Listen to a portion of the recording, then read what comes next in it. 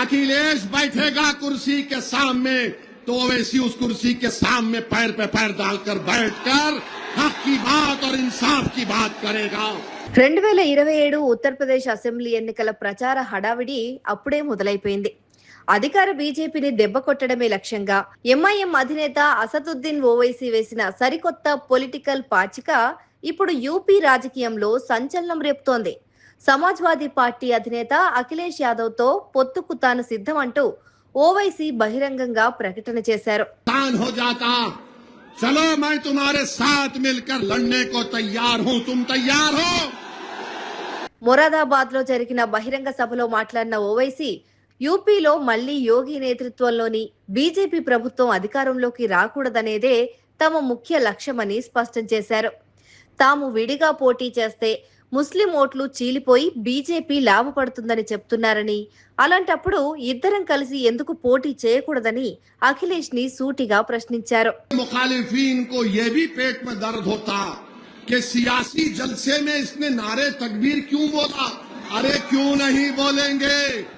ये नारे हयात है, ये नारा बुलंद कर। ఎన్నికలు ముగిసి ఫలితాలు వచ్చాక ఏడవకండి, పొత్తుల కోసం ఇప్పుడే చర్చలు ప్రారంభించండి అంటూ సమాజ్వాదీ పార్టీని ఉద్దేశించి ఓవైసీ అన్నారు. తమ పోరాటం ఏ మతానికి వ్యతిరేకం కాదని, కేవలం హక్కులు, గౌరవం, సమానమైన న్యాయం కోసమేనని స్పష్టం చేశారు. అధికారం పంచుకోవడమే తమ ప్రధాన డిమాండ్ అని, అఖిలేష్ యాదవ్ పక్కన కూర్చోడానికి తాను సిద్ధంగా ఉన్నానని ఓవైసీ అన్నారు. बिछाकर नीचे नहीं बैठना चाहते, अब हम बराबरी चाहते हैं। अगर कुर्सी होगी, अखिलेश बैठेगा कुर्सी के सामने तो ओवैसी उस कुर्सी के सामने पैर पे पैर डालकर बैठकर हक की बात और इंसाफ की बात करेगा। सुन लो, मैं पहले भी कह चुका हूं और आज भी कह रहा हूं। కాంగ్రెస్ తో కలిసి ఇండియా కూటమిలో ఉన్న అఖిలేష్ యాదవ్ ఇప్పుడు ఎంఐఎం చేసిన ఈ పొత్తు ప్రతిపాదనపైన ఎలా స్పందిస్తారనేది ఆసక్తికరంగా మారింది. ఓవైసీ ఆఫర్ ను అంగీకరిస్తారా లేక ముస్లిం ఓటు బ్యాంక్ సమీకరణలతో ఒంటరిగానే ముందుకెళ్తారా అనేది వేచి చూడాలి. हम किसी के जेब में नहीं है, हम किसी धर्म के खिलाफ थे ना कभी रहेंगे इंशाअल्लाह ताला।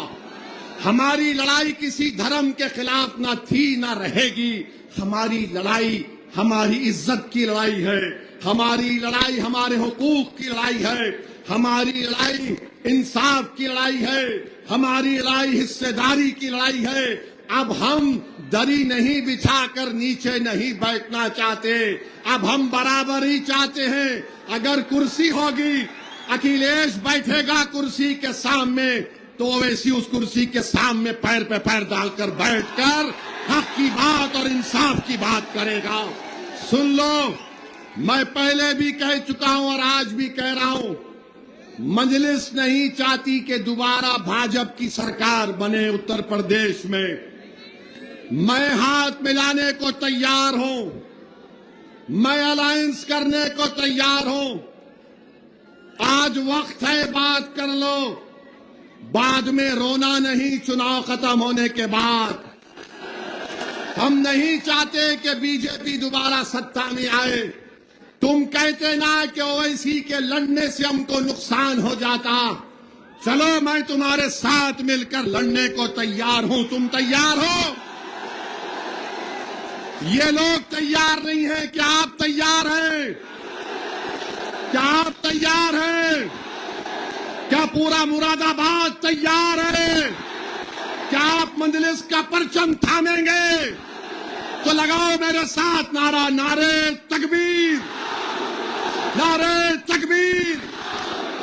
मजलिस के मुखालिफिन को यह भी पेट में दर्द होता कि सियासी जलसे में इसने नारे तकबीर क्यों बोला?